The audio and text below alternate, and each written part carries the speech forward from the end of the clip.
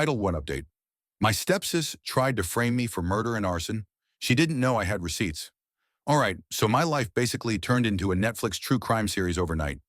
A month ago, my grandpa passed away, RIP old man, and when the will was read, turns out he left everything to me.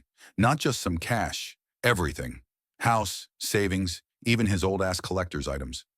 My stepsister? Nothing. She sat there in the lawyer's office shaking with rage while I tried not to make eye contact. My mom gave me the be nice look, but honestly, I didn't do anything. Grandpa made his choice, and I guess he wasn't a fan of my stepsister's bratty freeloading attitude. His words, not mine. I figured she'd throw a tantrum and move on, maybe talk trash about me in the family group chat. But nah, she decided to get creative. A few weeks after the will drama, I wake up to cops banging on my door at 4 a.m. Before I can even figure out what's happening, I'm on the ground, cuffed and getting read my rights. I'm still half asleep and just managed to say, what? They tell me I'm being arrested for murder and arson. I think I actually laughed for a second because it sounded so ridiculous, until I saw my apartment up in flames down the street. And then they hit me with the worst part. My old roommate, cool dude, bit of a slob, but didn't deserve this, was inside when the fire started. He didn't make it. I was in shock, like actual brain static levels of disbelief.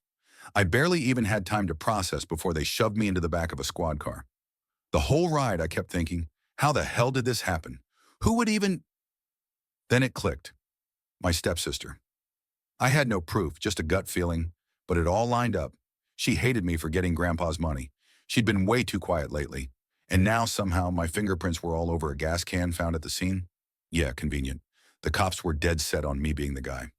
We've got the evidence. You had a motive. The fire started in your apartment. They weren't wrong. It looked bad. And I knew if I didn't play this right, I was done. But here's the thing. My stepsister, she's not just evil. She's stupid.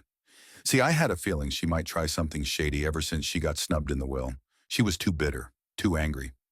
So I started keeping tabs. Call it paranoia, call it self-preservation. But I started saving receipts, logging weird interactions, just in case she tried some petty revenge scheme. And oh boy, did she make it easy. Turns out she bought the gas can with my credit card, and not even in a smart, sneaky way. Curbside pickup, under her own name, using her car. And the store? They had security footage of her picking it up and tossing it into the trunk like she was just grabbing some milk. The best part? She forgot to turn off location tracking on her phone.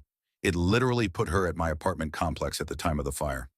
So I sat in that interrogation room for hours playing along like I had no clue what was happening. Let them run their whole, we know you did it routine.